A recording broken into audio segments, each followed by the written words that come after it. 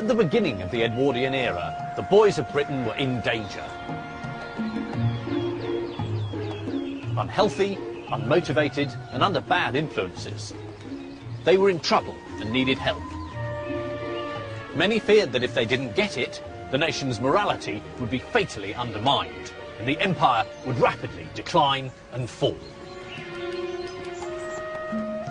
Salvation came in the unlikely shape of a book. It was written by a war hero, but was a manual for peace. It aimed to mould men, but celebrated being a boy. It influenced the lives of millions and introduced a code of common values around the globe.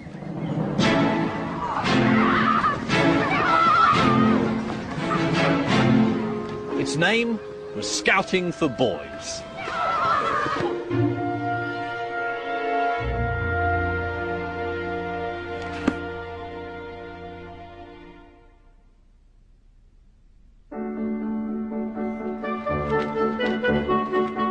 The Scouts are a British institution, so much part of the national consciousness that we imagine they've been going forever. But actually, Scouting didn't win over the nation's affections gradually. It was an overnight sensation. It all began in 1908 with a best-selling handbook. In the 20th century, only the Bible, the Quran and the thoughts of Chairman Mao sold more copies than Scouting for Boys. How to make buttons out of bootlaces. How to fly Britain's flag. The boy who apes the man by smoking will never be much good. The book is definitely not the expression of a systematic ideology. Instead, it's a ragbag of disparate ideas, held together only by the personality and experiences of one man. Scouting's maverick founder and Boer War hero, Robert Baden-Powell. He's pro-British Empire, but anti-men with waxed moustaches. And he's completely obsessed by boots. It is surprising how much meaning you can read from the boot. To wear your heels down on the outside means that you're a man of imagination and lover of adventure. But heels worn down on the inside signify weakness and indecision of character. He may have had some peculiar ideas, but Baden-Powell was also very charismatic. Hello, you boy in the corner there. You ought to be a Boy Scout. You're a fine-looking fella, and I know you'd make a jolly good backwoodsman by the look of you. You're ugly enough anyway. Actually, I was never in the Boy Scouts. I think at that age I was probably too busy making jokes about Baden-Powell's Scouting for Boys. Is he? Naughty old Baden-Powell. Not realising that that wasn't a very new joke, and that it's always been easy to laugh at Baden-Powell and at the Scouts, and it's become something of a national tradition to do exactly that. But I found rereading Scouting for Boys, it is an extraordinary book.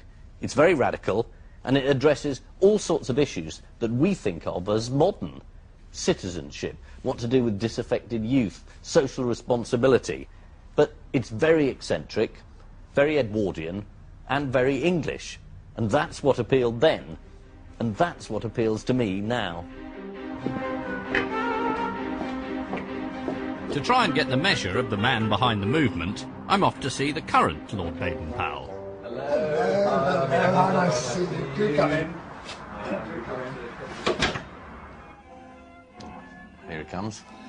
Very old-fashioned, isn't it? What's he doing? He's doing his daily exercises.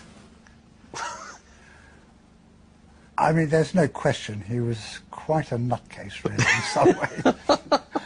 And throughout his life, he'd always got this thing that he had to keep himself up to scratch, as he called it.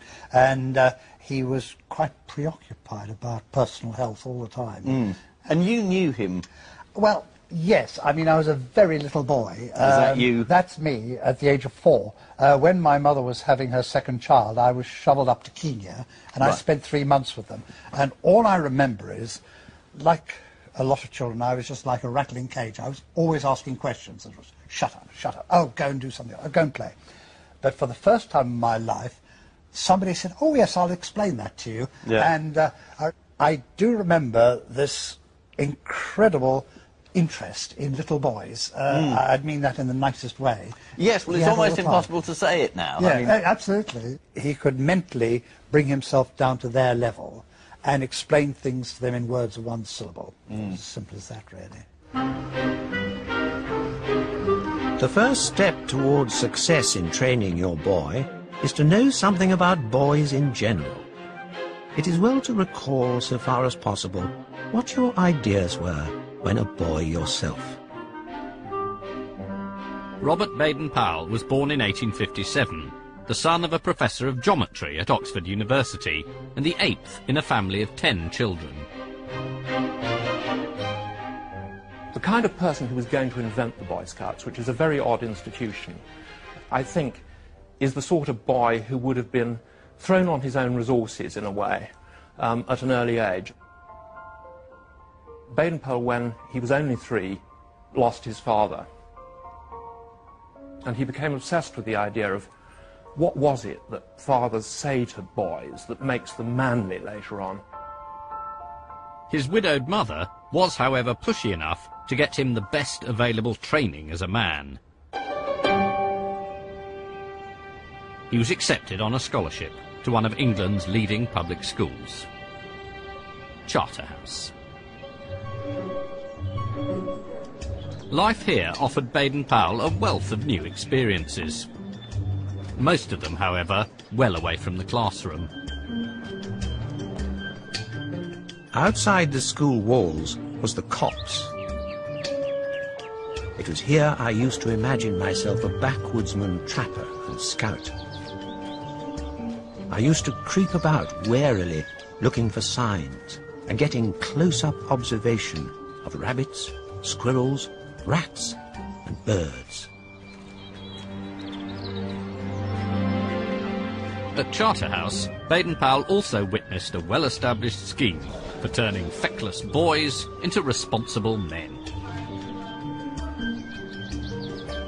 Baden-Powell was influenced by the prefect system here. But it's not called prefects, is it? It's a monitorial system. A monitorial system, right. Yeah. So tell me